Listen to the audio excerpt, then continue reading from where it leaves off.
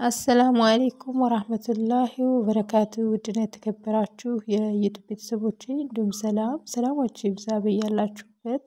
ዛሬ ይዤላችሁ የመጣሁት ቪዲዮ ማለት ነው ይጠቅማችኋል ብዬ በረመዳንም ስም ማለት ነው ይጠቅማችኋል ብዬ ስላሰብኩኝ ነው። ይሄም ደግሞ ከጭንቀት መላቀቅን ወይም ለመላቀቅ የምንላቸው 3 የተስቢህ አይነቶችን እንዲሁም ደግሞ ስኬትን የሚያሳዩ የህልም አይነቶች እነግራችኋለሁ ማለት ነው።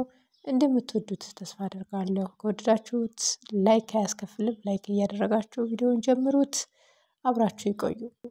በመጀመሪያ ምኞትን የሚያሳዩ ወይም የምኞት መሳካትን የሚያሳዩ የህልም አይነቶችን ላስደምጣችሁ። እነዚህም ደግሞ አንደኛውና የመጀመሪያው ማለት ነው ቁርአንን መቅራት ሲቀራ መስማት ሊሆን ይችላል።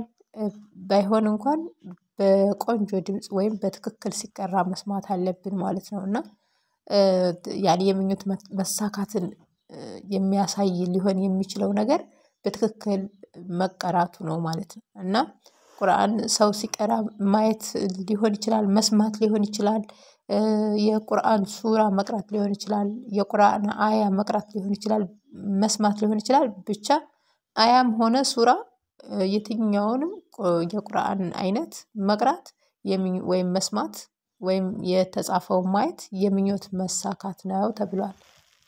ሌላኛው ደግሞ የምኞት መሳካትን የሚያሳየው የህልም አይነት የወፍ ድምጽ መስማት ነው። የወፎችን ድምጽ ወይም የወፍ ድምጽ መስማት የምኞት መሳካትን ያመለክታል።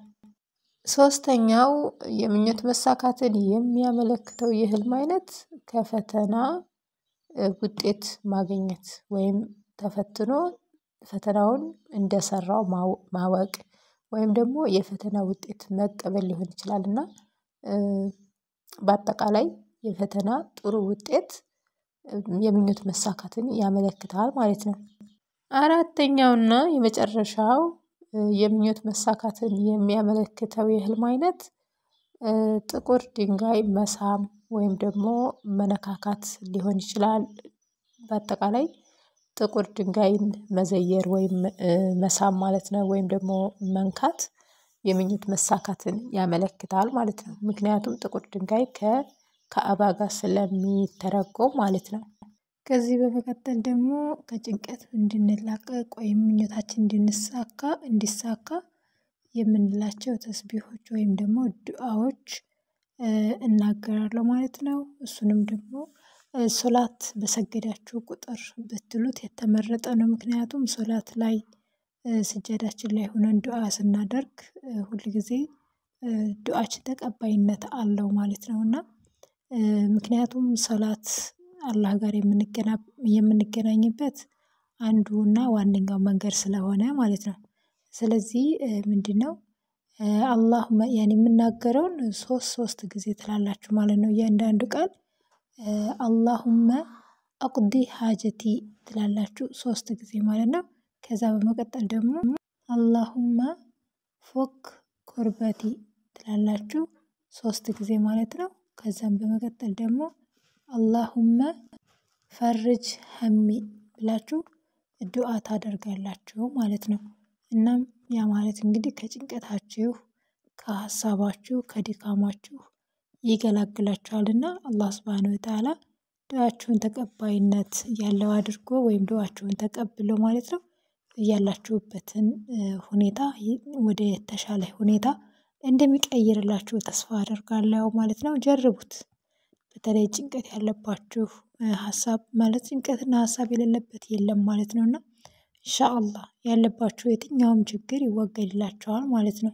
አንድ ነገር ልጨምርላችሁ እና እርዝቅ ላጣ ሰው በተለይ ደግሞ ስራ ላጣ ወይም ደግሞ ብዙ ነገር እየሞከራችሁ ስራ ለማግኘት ማለት ነው እየሞከራችሁ ያልተሳካላችሁ ወይም ደግሞ ስራ ማግኘት የምትችሉ ወይም ደግሞ የምትፈልጉ ወይም ደግሞ እየሰራችሁም ራሱ በቃ አልሳካላችሁ ያለ ማለት ምናልባት በተለያየ ምክንያት ሊፈርስባችሁ ይችላል። ወይም ደግሞ ሰርታችሁ ተጠቃሚ አልሆናችሁም ይሆናል ማለት ነው። እና ያ እንዲሆን ወይም ተጠቃሚ እንድትሆኑ ስራ አጣችሁ ስራ እንድታገኙ አንድ የተጀረበ በቁርአን ከሪም ላይም አለ ተብሎ የተመሰከረለት አንድ መልእክት ልንገራችሁ ማለት ነው። ያው ከራሴ አይደለም የምነግራችሁ አንብቤ ነው። እና ምንድነው ነጭ ሽንኩርት ታመጡና ማለት ነው ዝም ብላችሁ ሳትልጡ ምን ሳትሉ እሱ ላይ አንዳንድ እምላችሁ ነገር አለ እሱን ትሉና ከዛ በኋላ በር አናት ላይ ትሰቅሉታላችሁ ማለት ነው። እና የምትፈልጉት የስራ ስኬት እንዲሳካላችሁ ይረዳችኋል ማለት ነው። እናም ነጭ ሽንኩርቱን ካቀረባችሁ በኋላ ነጭ ሽንኩርቱ ላይ ወደ አፋችሁ ቀረብ አድርጋችሁ ያ ሀፊዝ ያ ሀፊዝ እያላችሁ 20 ጊዜ ትቆጥራላችሁ። ከዛ በመቀጠል ደግሞ ያ ረዛቅ ያ ረዛቅ እያላችሁ 15 ጊዜ ከቆጠራችሁ በኋላ ያንን ነጭ ሽንኩርት አትጠቀሙትም ማለት ነው። ከበሩ አናት ላይ ከቤታችሁ በር አናት ላይ ትሰቅሉታላችሁ ማለት ነው። ከበሩ አናት ላይ ማለት ጉበን ነው የሚባለው እሱ ላይ እናም ምክንያቱም ነጭ ሽንኩርት ፈዋስ መድሃኒት ነው ብዙዎቻችሁ ታውቁታላችሁ። እና ደግሞ የአላህ ቃል ጨምራችሁበት በአላህ ሱብሃነሁ ወተዓላ ቃል ሁሉም ነገር ይፈታል ማለት ነው። እና ሰበቡን ተቀምጦልናል። ስለዚህ በዚህ መሰረት እመኑበትና ጀርቡት ይሳካላችኋል ኢንሻአላህ እንዲሳካላችሁ ምኞቴ ነው።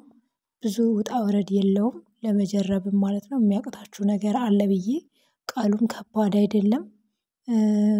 ስንፍና ካልሆነ በስተቀር የሚከብዳችሁ ነገር አለ ብዬ አልገምትም። ምክንያቱም ስራ ብዙ ጊዜ ከመፈለግ በላይ አይከብድም ማለት ነው። እና ውዶችዬ እንደወደዳችሁት ተስፋ አደርጋለሁ። ከወደዳችሁት ላይክ ማድረጋችሁን አትርሱ።